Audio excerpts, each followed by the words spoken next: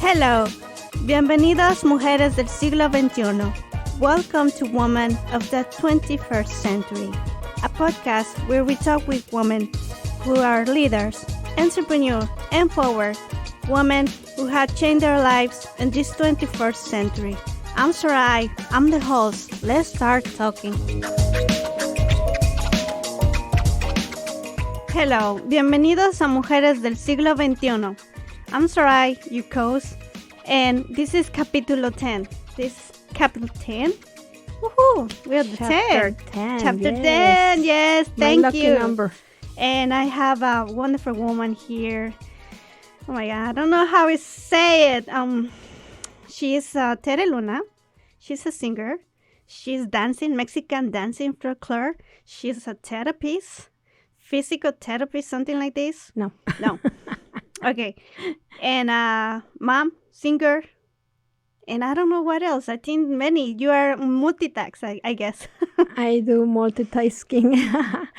Well, Sarai, muchas gracias. Thank you so much for inviting me tonight to your podcast. I'm so excited to be here, and I greet all your audience. I'm the lucky one to be in chapter 10. Chapter 10. The lucky number. Yes. So we want to know more about Tere Luna. Okay, Tere Luna. I was born in Mexico City, Mm-hmm. and I came to the United States a long time ago. The first time I was 18, I came to learn and more like practice my English. And then I went back to Mexico. Then I came back. I got married, and then I was in Houston for 4 years, and then I came to New England, to Connecticut. So I've been here for a long time.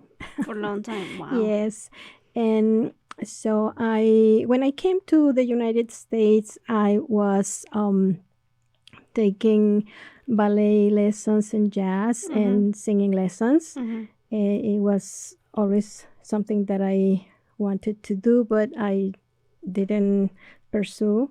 I just did my career. Then I came here, and I had my family, so I was dedicated to my two sons. And well, as they grew up, I would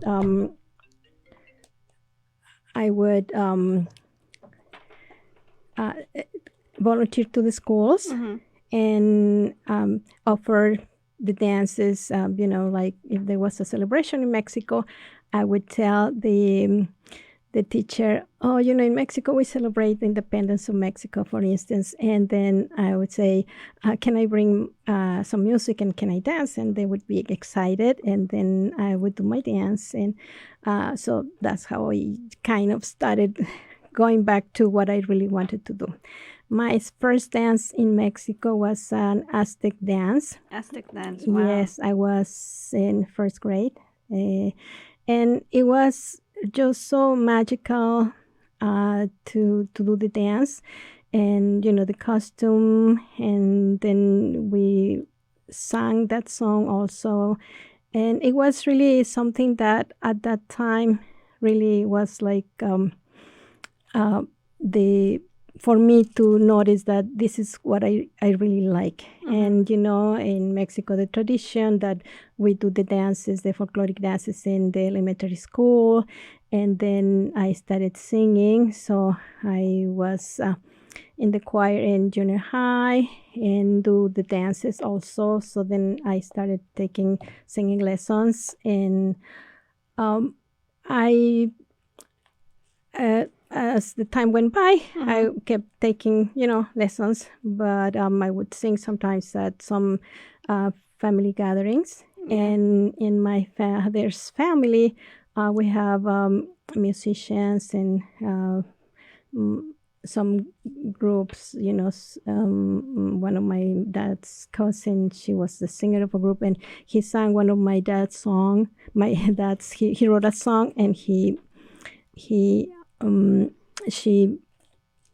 recorded that song in one of the long plays. Mm-hmm. And then, I kept doing little things in there, but never something formal. Till I decided here that this is what I really want to do, and I started to take the lessons again, because after so long, you go out of shape in your voice and you forget. I took piano lessons, but then I forgot all the notes, how to read the music. So this is how I started going back to the music with volunteering, and then I was in a few groups of Mexican folkloric dance. We perform in different occasions at schools, and they would hire us to perform, or we just did it because it was fun. And well, it was not easy because some of the members, they had commitments, they worked, or they had their family, and to practice and do the choreography, it wasn't easy. So some of them decided not to continue, and I decided to go solo and do the dance and the singing solo. So when you come to United States, you say you was living in Texas. Okay, so when you was there, you was thinking about, okay, I'm gonna start over again my dancing folklore, my singing. Not at that time, because I was dedicated to raising my first child, and the other one was born here. So I was really dedicated to them. Okay. So that's why you was first of all, you had to take care of your two kids, because you had two kids. Yes. And then raising, and then when you decide thinking, okay, now I had to work for myself. Yes, that was something that it happened gradually. As I said, I would volunteer, and then I would get in touch with Mexico. Like I never, my roots are that, and I would just try to bring that culture here, because people like the colors, the music, the dresses, and so that's how I slowly started doing my dancing again, my singing again. And so after some time, when I decided to go solo, more it's more a commitment to I decided, okay, yes, I have to keep with my lessons, to keep my voice and grow as an artist. Wow. Yeah, I was like thinking, okay, so you remember your first dress when you start? Where, in Mexico? No, here. Here it was a skirt, a flowery skirt, because I had bought some fabric and made the skirt, and with the embroidery blouse that I wore at that time. And I would bring my tape recorder, because at that time those were the tapes. And then I would bring my music, and that's what I would bring to school to do my dance. I remember when we start talking, and you was telling me something about your kids, when you go to school, and the embrace, tenían pena de ver a su mamá. Because they were not used to it, but the teachers loved it. Yeah. And I remember then they knew I was from Mexico, and would ask, one time, one of the teachers, the Spanish teachers, asked me if I could cook some food for the class. And then I made the hard tacos, the flutes, some people call them. And I did the class for tacos. Okay. Yeah. Because the teachers would ask, Yeah. So I was thinking it was nice to involve in all this on the school, and much I think we need to show the kids where we come from and the roots, like you say. We don't have to forget about the roots.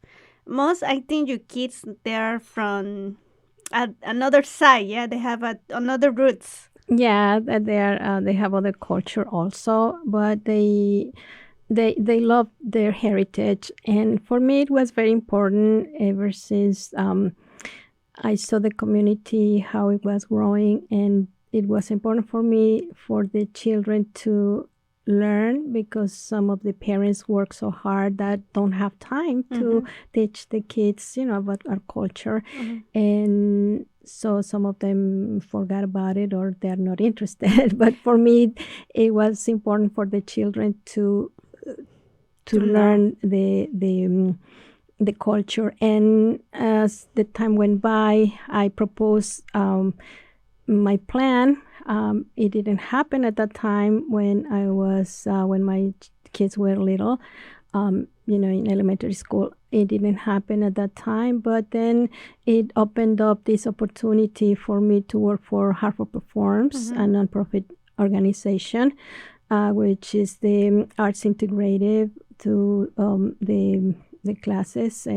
So I've been there for 5-6 years. Wow. And I'm very happy because what I wanted to do at the beginning is happening, and now it's not only with the Latin communities, it has opened up to other cultures, and so it's really nice. It's very rewarding for me.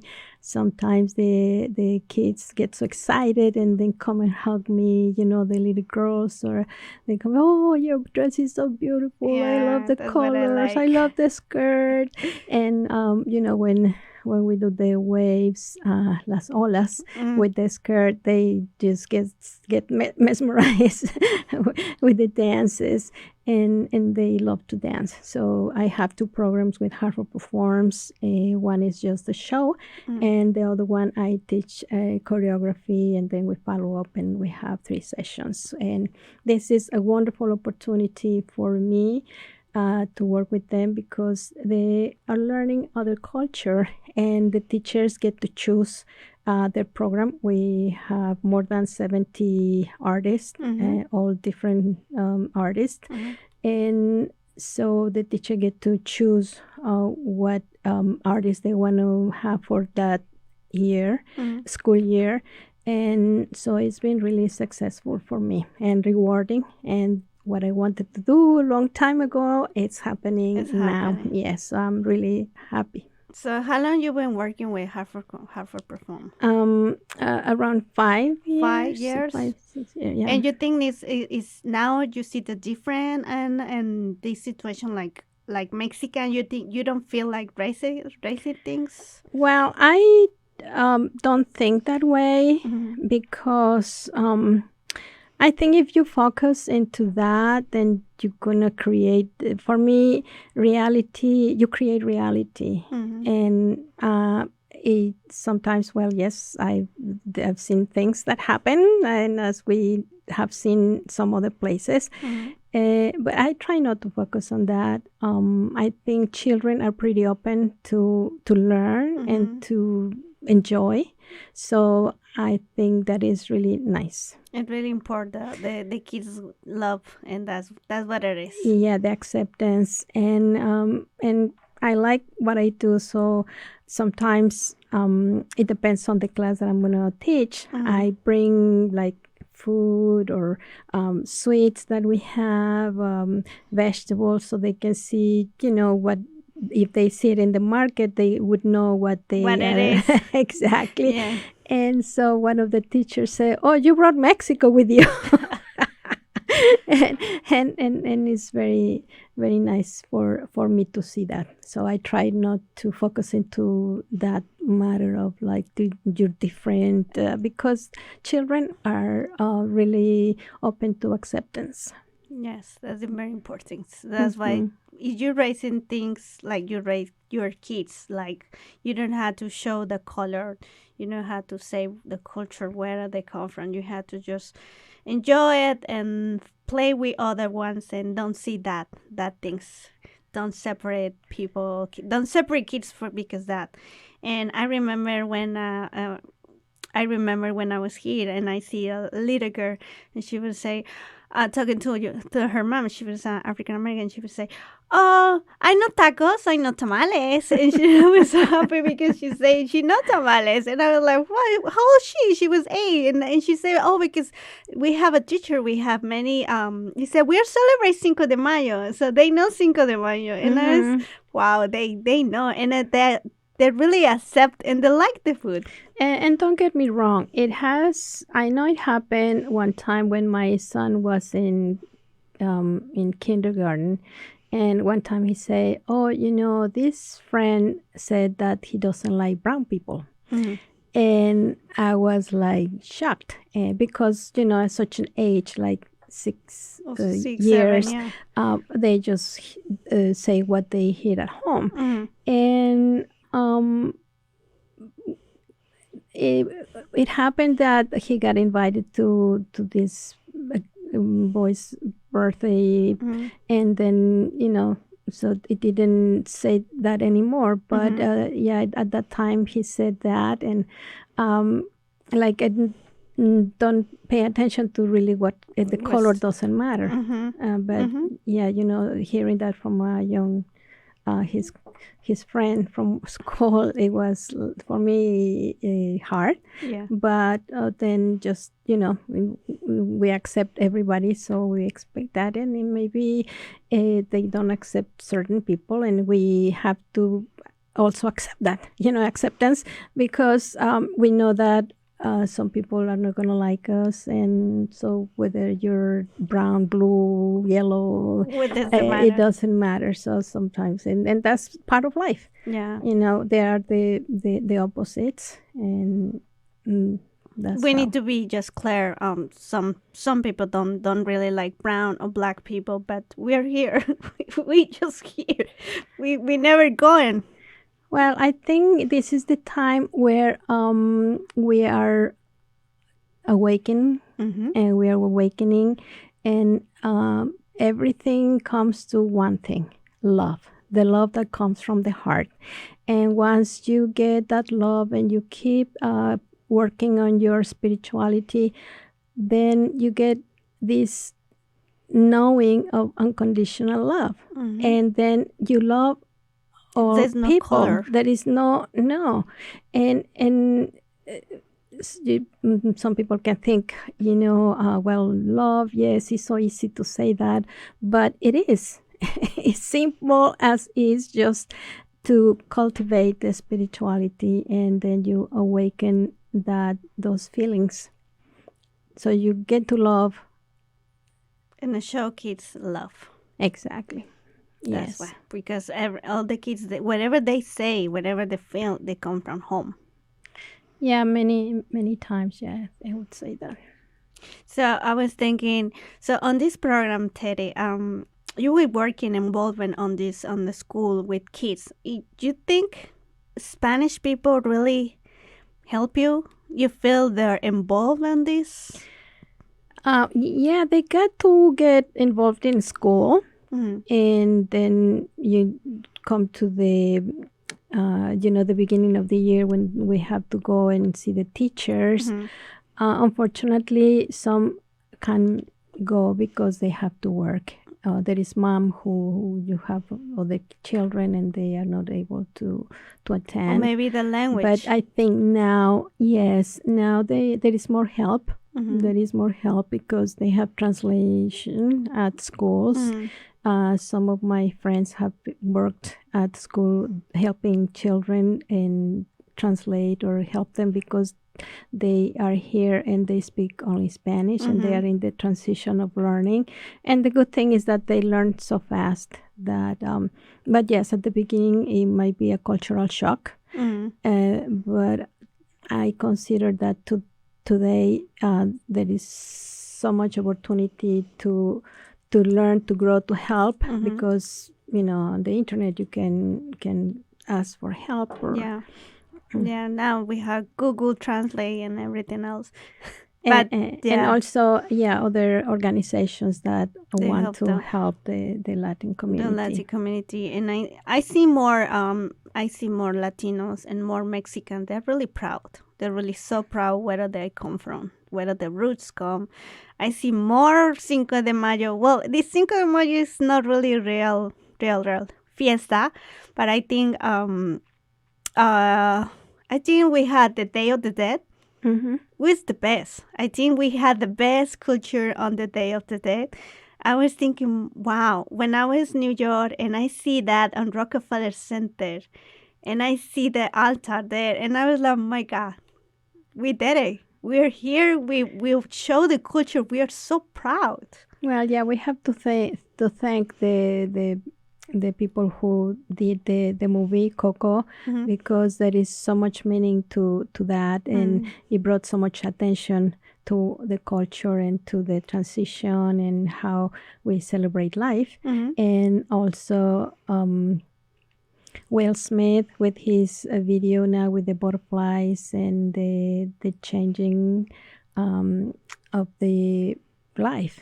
So I think they bring attention, and people are more interested in learning more about what this is about. Exactly, because we it's so much talk about the Day of the Dead, because they say more transform the death to life, and it's so many meanings about that, and I was like, wow, I think this is the more party for me. Is la fiesta más grande is for me. That's the best.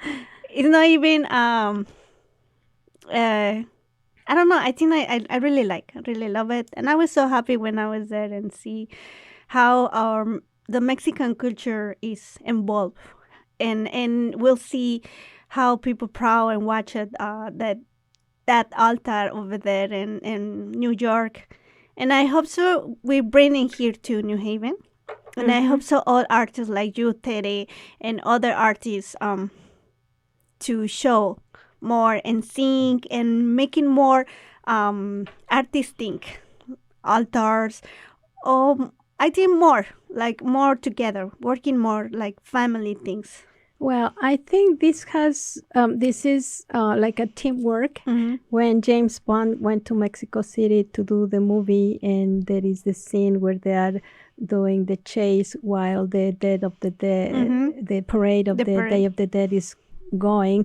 Mexico adopted that as a yearly tradition. Yes. So it was because they came to Mexico, and so now has become even bigger celebration, because who has not seen that movie? Exactly. And like you say, there is so much meaning into the celebration. It comes, from the ancient cultures, and we would be talking about a long time. Yes, what the inframundo, the layers, and what the seven layers of el infierno de los infiernos, los 7 infiernos. Right, and also the meaning of the 7 layers of del cielo. Yes. The sky, the 7 up and the 7 down. The altar, white, white. There's so many meanings. Everything that has in there, the paper, the wind, the light, the candles, the flowers, and the souls that come and they believe that they're going to come and eat their favorite food, and then you put their favorite drinks. And the flowers. I can't believe I had to know all these, and I was thinking the flowers are also the name. Cempasúchil, they have some meaning too. Yeah, they so many petals in the flower, and the scent. That is just so typical from those times. And I remember, when you get to the Day of the Dead in Mexico, you smell the calabaza, the dulce de calabaza, the pumpkin, la caña, the sugar cane, las calaveritas de azúcar, the sugar skulls, yes, and so it's and el camino de flores, that is bringing the souls, the petal flower, and everything, and that is guiding the souls, yes. And I remember my grandma, she used to make a mole, and then she was making atole, café, she put mezcal, tequila, and I was like, wow, Grandma, where's the party? Why? How many people come? And my grandma say, we are so big, she said. It was big, but they're not here, but they're coming. Yeah. We tried to grab some fruit. I remember my grandma, she don't like it. We should say, es para los muertitos, no los toque. Yeah. It was really good. And I was that thing that's traditional. Like, we need to be proud of that things. Yeah, and like you were saying about the Cinco de Mayo, well, it has become popular here, but not in Mexico. It's not as popular because it's not the Mexican independence. The Mexican independence is in September. And so, but it's nice that they talk about Mexico and they eat a lot of guacamole on those days. Well, it's more because I think the gringos, the gringos, they celebrate because it's more like Corona, the beer Corona. Well, they celebrate because United States had something to do in that battle also, and so the French and Mexico was the battle with the French in Puebla, and at that time Mexico won, but then there were several other battles, and so I guess because there was some involvement and. I don't know when it came to be so popular, but it started getting so popular, and now it's like a big celebration, and so that's nice. Everybody knows taco. Cinco de Mayo es el loco taco. That's nice that they can think of Mexico. So I'm just when I just talk about it, I just said it's not it's not really it's not the big celebration in Mexico. Yes, they observed the day because it was the Battle of Puebla, but not it's not the Mexican independence. So some people thought it was the Mexican independence. That's why it was such a big celebration. But no, it's not. So we are back to here. I was thinking. So, Tere, you would say you had to every time you take your class to Mexico to vocabulario and you taking this class where the best teacher I don't remember his name. The vocal classes, you mean? When I was in Mexico? Yeah. Or you taken by, I think, your class you're taken by...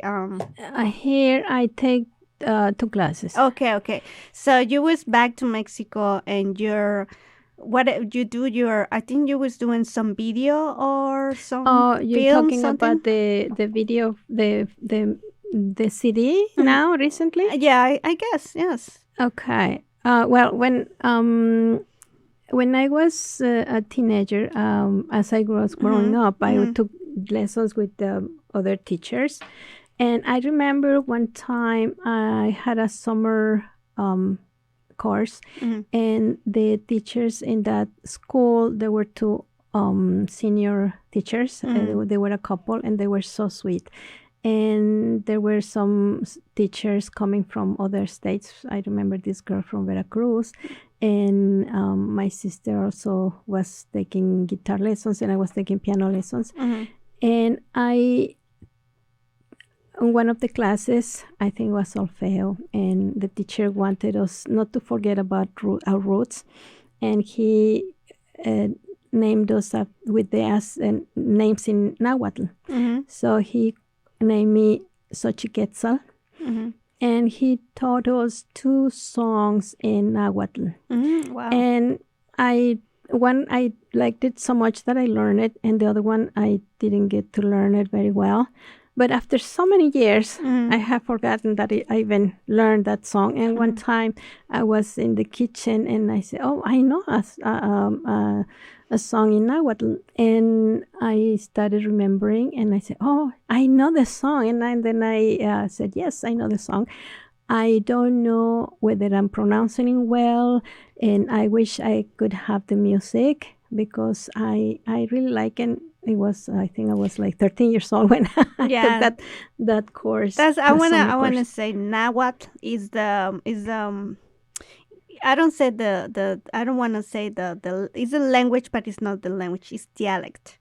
They speak in Mexico and other places like Zapoteco, and we have many dialects in Mexico. So Nahuatl is all dialect from the old people from background.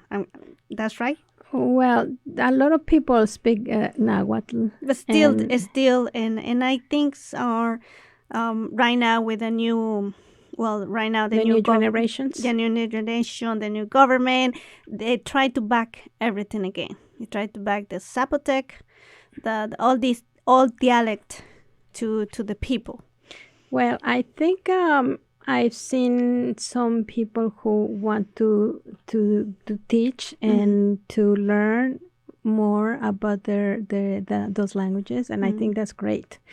I have a friend that I made in Facebook with Dan Vera, and he composed some songs in Nahuatl, and I think he did a great job, and he's in Europe, and so we became friends, and I admire him because this music really is nice, and he did it in Nahuatl, and This the singer pre-Hispanic has language. a beautiful voice too, and he this teacher who passed away, he was in Mexico, and he se asesoró con este maestro, and so it's really wonderful work.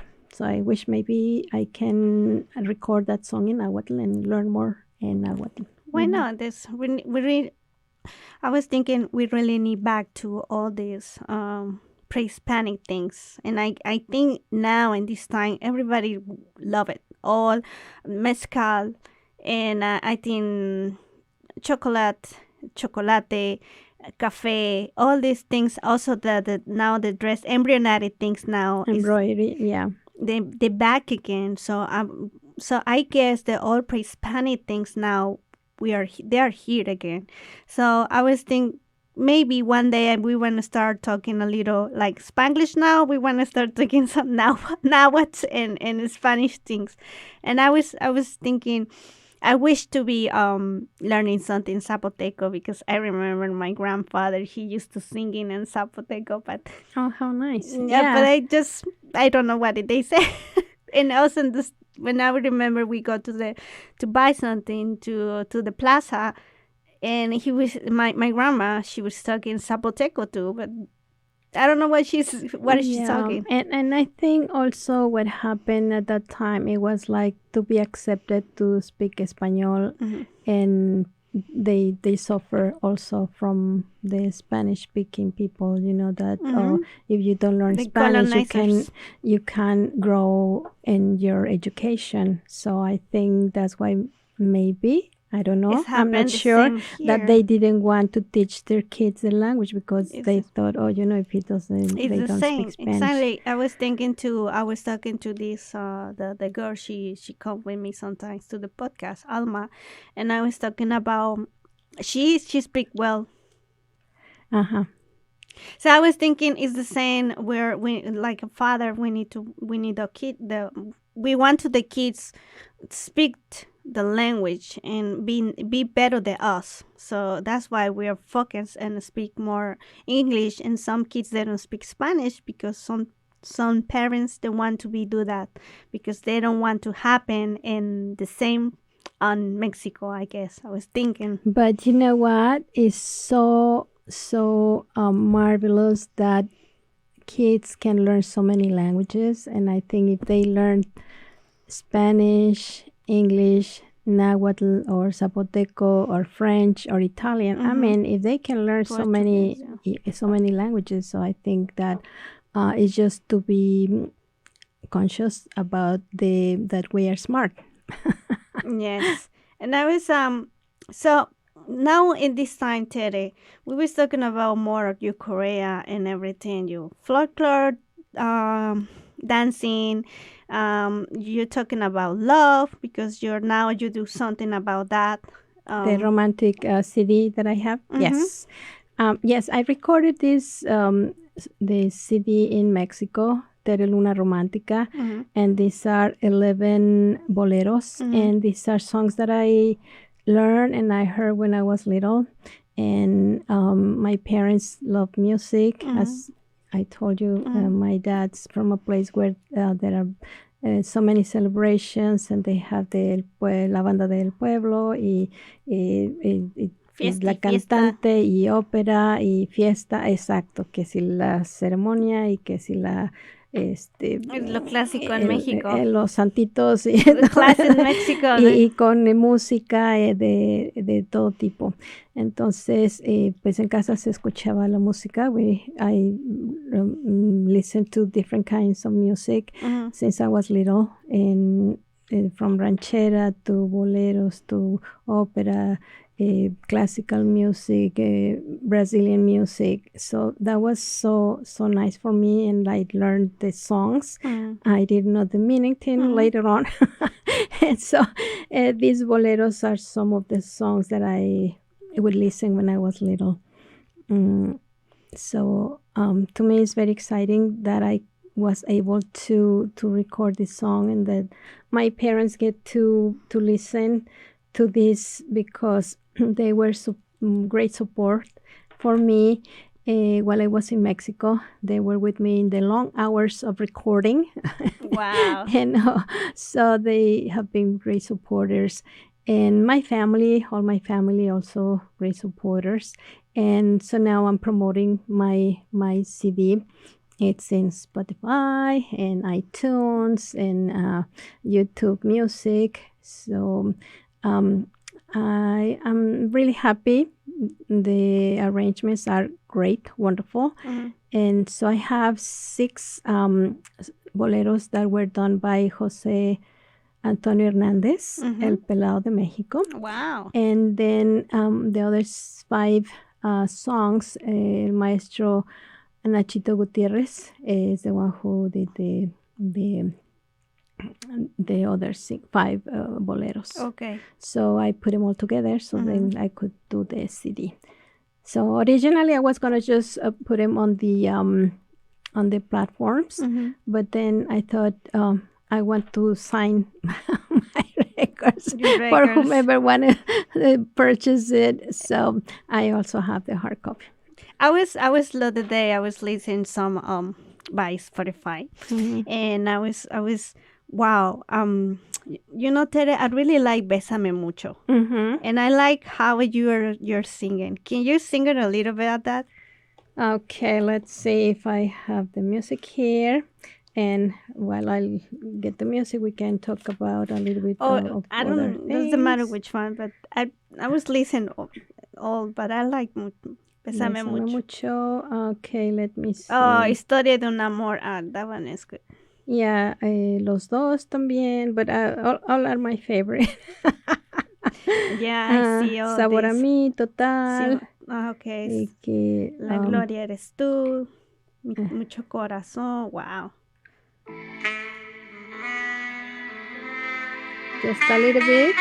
We don't want it to cut off for the podcast, because no, it's okay. That's the podcast.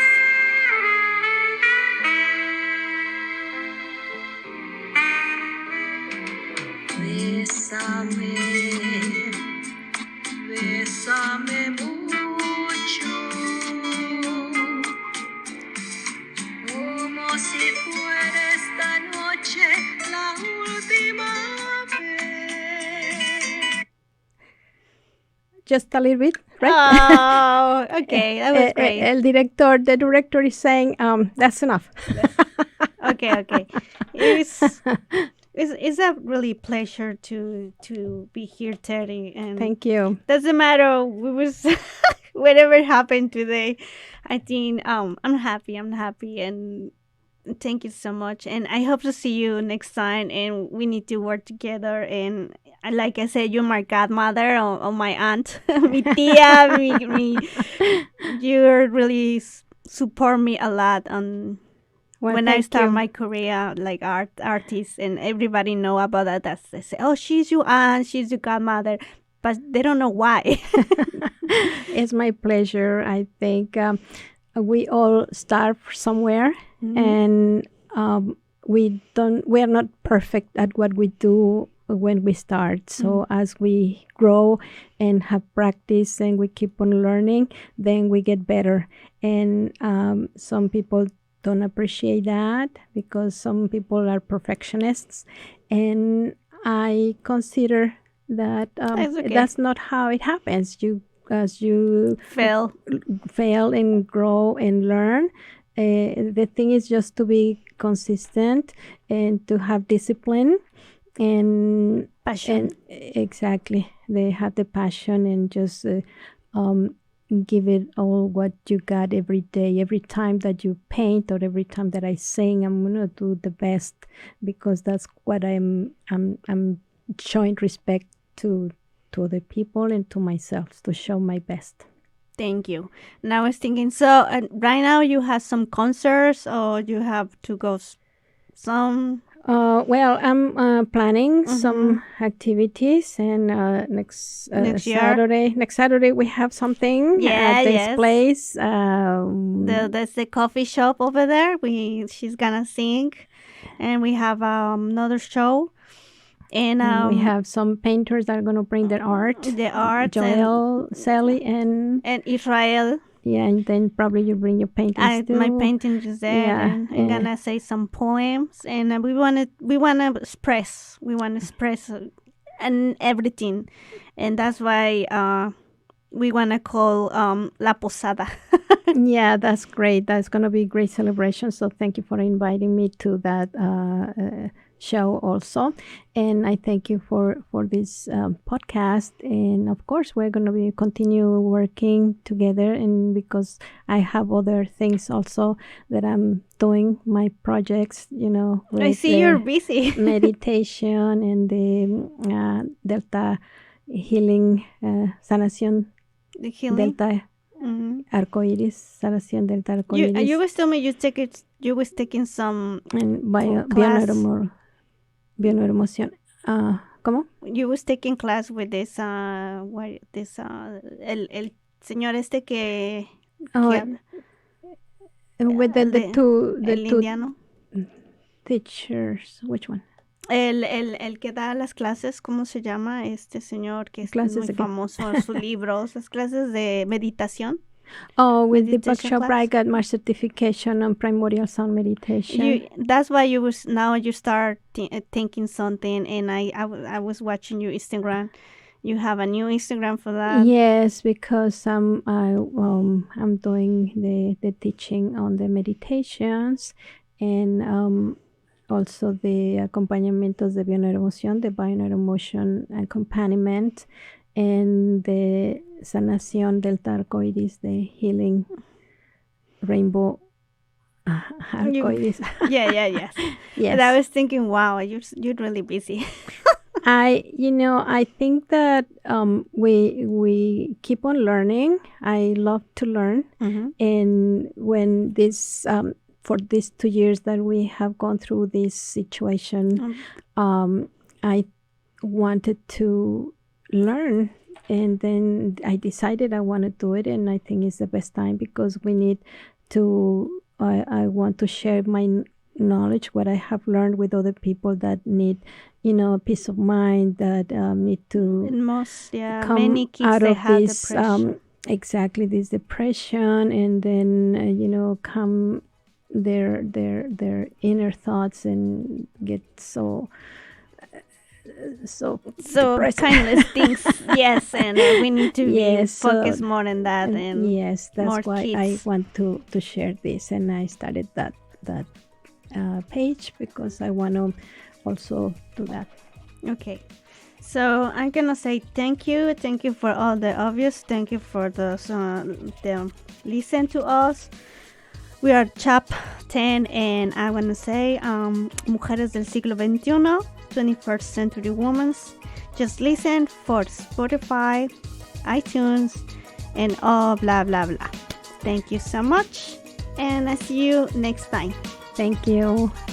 My love for everybody.